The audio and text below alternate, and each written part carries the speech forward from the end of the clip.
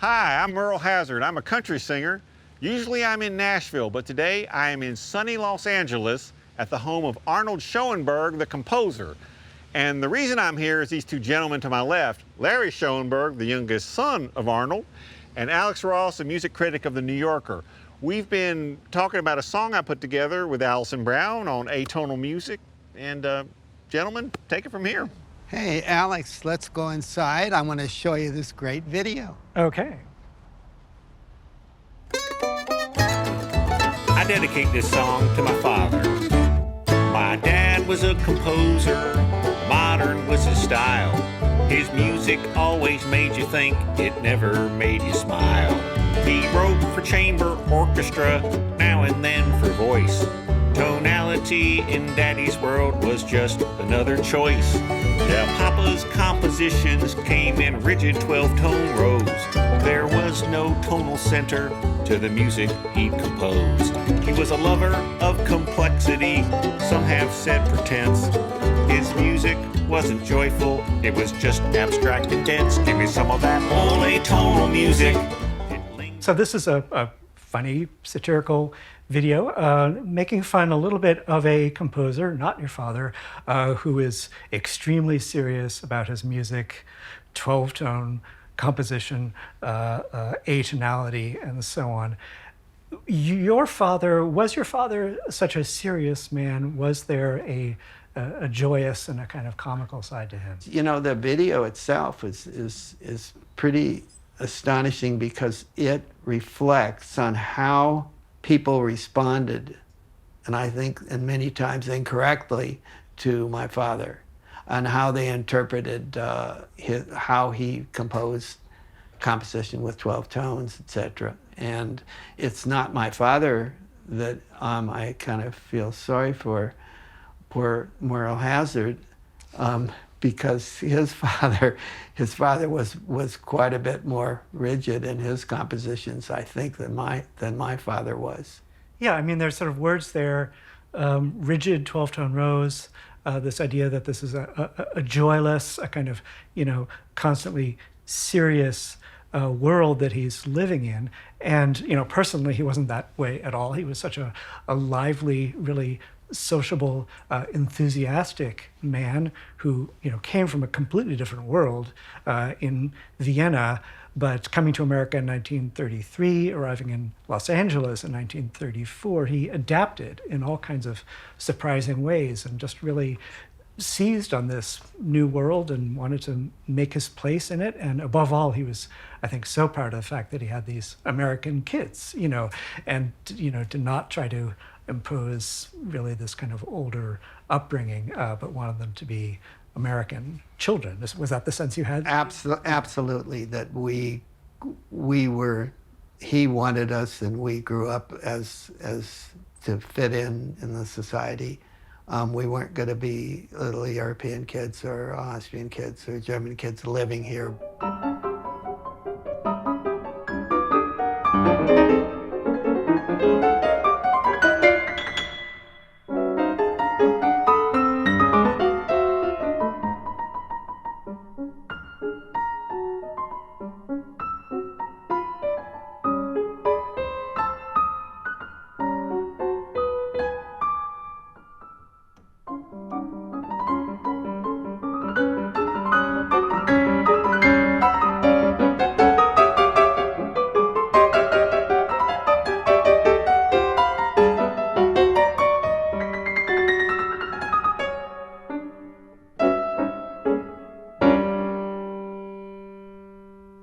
There's a funny moment, actually, in the diaries of Thomas Mann, the great novelist, and he came here for dinner once, and he was surprised that the kids were a little bit unruly. As he said, they weren't behaving exactly as these sort of European, Interesting, we used the word daddy, just like in this video we just saw. So right. We called him daddy. Give me some of that old atonal music. It lingers in my ears. That's cute. Schoenberg and Albenberg were the genre's pioneers. You can keep your Bach and Chopin, they're melodic and passé. Give me some of that old atonal music, like Daddy used to play. Give him some, Alison.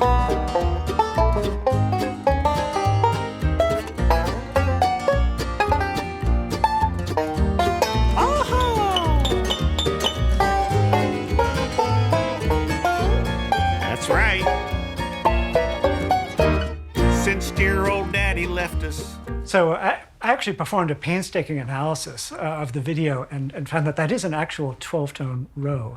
I wish we could talk to Alison Brown and Merle Hazard about how this came to be. Wait, both Alison and Merle are here. Oh my God. Hey, y'all. Howdy. Hey. What a surprise.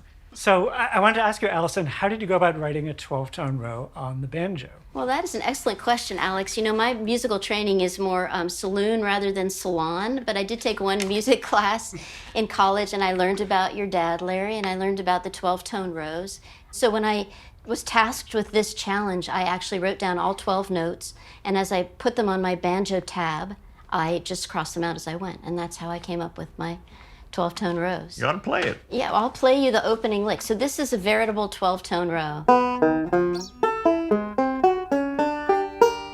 That is a 12-tone row on the banjo, which possibly is a musical first for an instrument that's incredibly diatonic and requires you to keep droning on a G about every fourth note. So this might be the first time we've had a banjo in the Schoenberg house, but your father did have a guitar and a mandolin. He used the mandolin once in his serenade.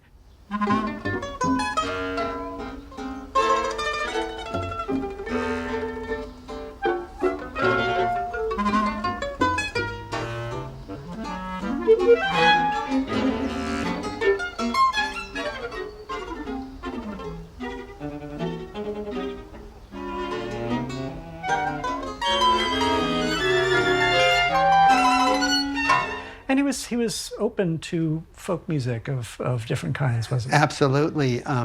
He actually wrote for a choral work for My Horses Ain't Hungry. Do you know that one, Alison? No, I don't know that one, but I know Turkey in the Straw. Oh, Do you know okay. that one? Yeah. Yeah.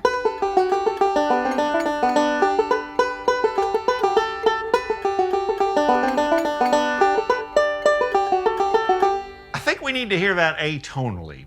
All right, let me see what I can do.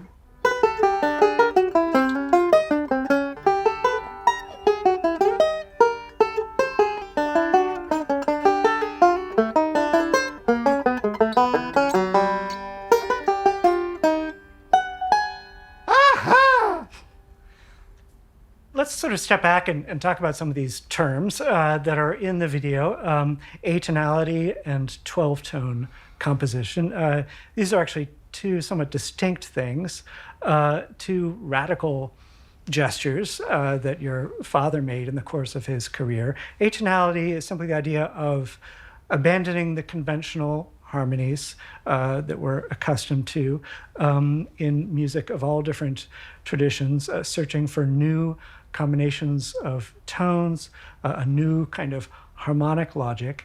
And then a little bit later, he developed really a kind of structure for composing, you know, atonally or frankly tonally, which is a row of 12 tones, the chromatic scale on the piano, if you go from one C to the next higher one, arranged in a certain order, and the idea is no note in that row repeats until you've reached the end of the sequence. But it's not as strict as that. You know, it's a kind of template, and then you look at the row and choose certain, you can extract motives from it, you can manipulate it in all kinds of ways, and frankly, you can use it to write more or less tonal music if you just sort of, you know, arrange things in the right way. So it's not as strict as it might seem just from a kind of mathematical point of view. Does that sort of ring true? Yeah, and this is something that actually evolved for him, and it was something important. Something he needed because he needed the structure. I think there's been a lot of misconceptions about it. It's not a mechanical process that somebody can say, well, here, you just take these and maybe Olivetti can make some kind of a device where you can then produce music. Yeah, but he said he would play a little fast and loose with it, you know, depending on if there was just a particular direction he wanted the music to go in. He wouldn't let the 12-tone row sort of absolutely dictate his choices. He could sort of, you know, cheat a little bit, if that's permitted to say, he did. and just manipulate it, because ultimately it was about the music that he was hearing in his mind, which just crossed a huge spectrum of emotional expression. Since dear old daddy left us, life has been so hard. There aren't enough musicians who embrace the avant-garde. No one plays atonally at their home or on the stage. I miss Igor Stravinsky, my dad, and old John Cage.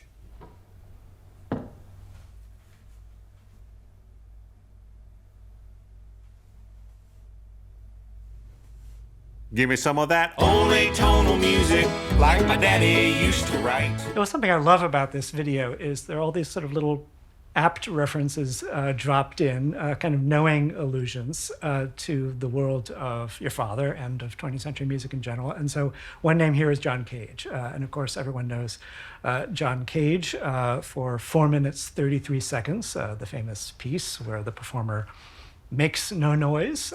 Before he became the most radical avant-garde composer of the 20th century, John Cage was a student of your father's, and he studied harmony and counterpoint and other sort of very basic subjects at USC, UCLA, and also perhaps privately. It's a little hard to figure out what happened.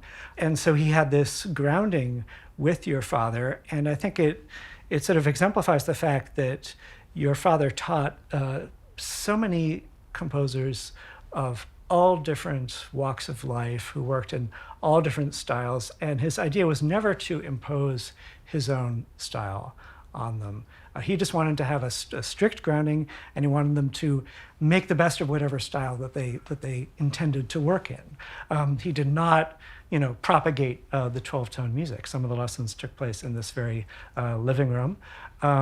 And do you remember sort of growing up, do you remember the students coming in and out? I assume you don't remember John Cage in particular, but you must remember this world. I remember in this room that we're in right here, there were classes which he prepared for.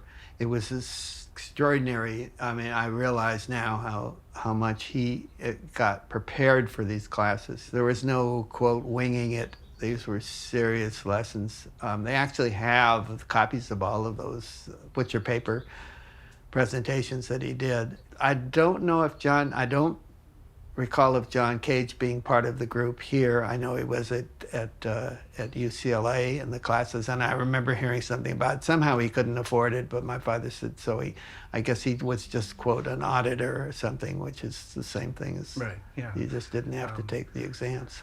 But yeah, composers like Lou Harrison, who wrote in a much more tonal style, as well as, of course, those who, like Merle Hazzard's father, were very strict in following the 12-tone method. And I had the sense that he was just such an enthusiastic teacher as well, that he was just passionate about it, even though it took time away from his composition. He just loved the act. He really did, and this is a story from my sister, from Nuria, where she talks about one time he came home and he was just exhilarated. Something really special happened. He was just so happy about something, and so Nuria asked him, well, what is it? What is, Daddy, what happened? And then he said, I finally got through to her. He finally got through to her. And well, what do you mean? Well, there was one student in his class that apparently was was maybe unqualified to be in the composition class, but couldn't do, I don't know what it would have been, writing a fugue or something, or do it. And he finally said, it went on and on and on. He finally got it through, and he was really happy because she understood this. One extraordinary thing that Leonard Stein, who was his assistant, told me, that he wrote separate exams for each student. That's a lot of extra work for a teacher. Most people won't do that. Yeah, but he was so interested and liked it and was so involved in education. Actually, he wrote a little bit about that in his Harmonie Lehre, in the introduction to his harmony, the theory of harmony.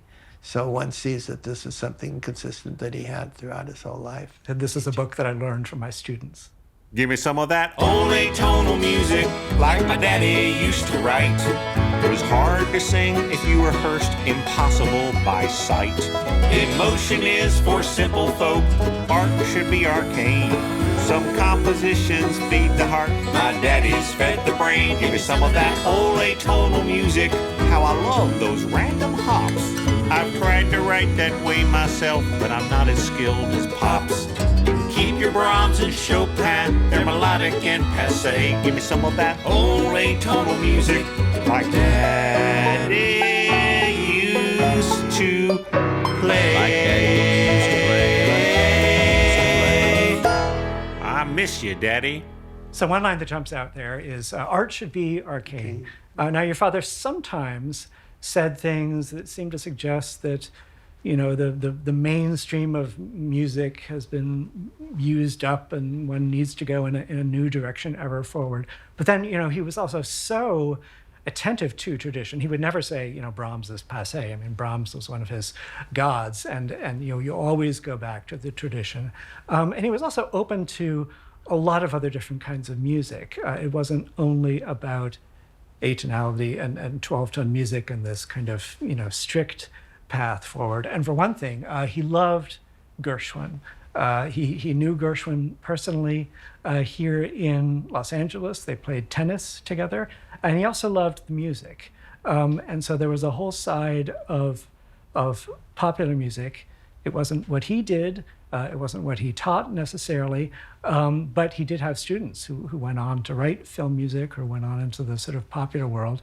And so this was sort of part of his bigger view of the musical universe. Did you have that impression growing up? Sure, and I specifically remember he was in Santa Barbara giving a course there, and among the things that happened there, they were interviewing about popular music, and they asked him, and what do you think about popular music? And he said, I love popular music, some kinds of popular music, but not when it's too repetitive. Mm-hmm. That was his thing. Right. So and we grew up listening to popular music in this house. So it's not as if it was it was excluded from us. And he grew up listening to popular music, but then popular music for him would have been the Strauss waltzes outside the Prater in Vienna, right? Yeah. But it wasn't as though that was not part of his life and part of our life. And the big misconception, it seems to me, is that this isn't a question of one kind of music replacing another kind of music. I mean, what your father did was he added to what was possible, new combinations of tones, sort of new ways of working. And those ideas spread all over culture in all kinds of ways. If you listen to film soundtracks, you know, try to imagine a horror movie or even a kind of action movie without the kinds of dissonances that your father helped to bring into the world. It just wouldn't work if you just had kind of 19th century romantic music all the time. Or in jazz, you know, the kinds of combinations of tones you hear in jazz. And so this is about, let's not stay within, you know, a strict kind of these strict boundaries all the time. Let's branch out, and we can have it all. We can have popular music, we can have classical music, we can have modern, we can have ancient. And this is about evolution and not about kind of one single path forward. Yeah, I like the Woody Woodpecker cartoons that actually used, there were some of them that were used 12-tone. You know about that? Yeah. Tom and Jerry. And Tom and Jerry, that's what it was. So that's the end of the video, but I think we should go back and watch the opening skit before the music starts, because there's something there that might jump out at us. So Merle, we got 30 minutes of studio time left. Have you got anything that's ready to go? The one on how hyperinflation in the Weimar Republic led to the rise of fascism is ready to go.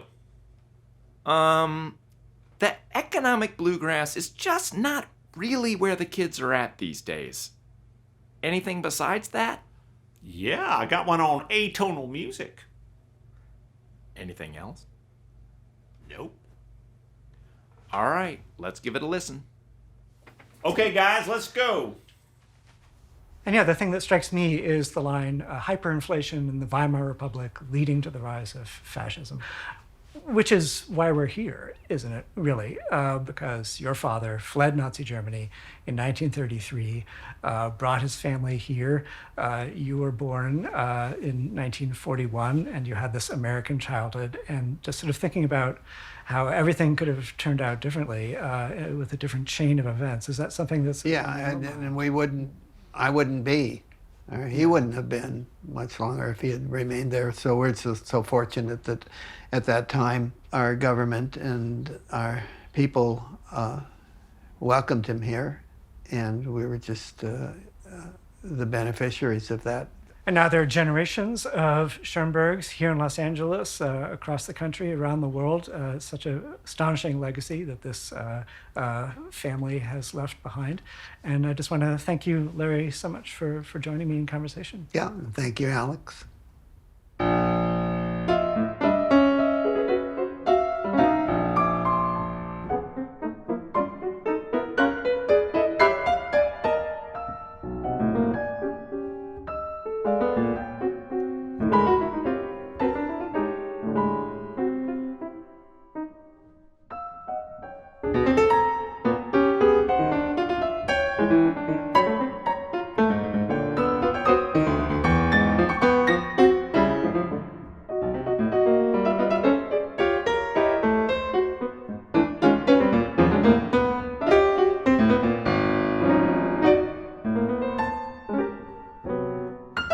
Thank you.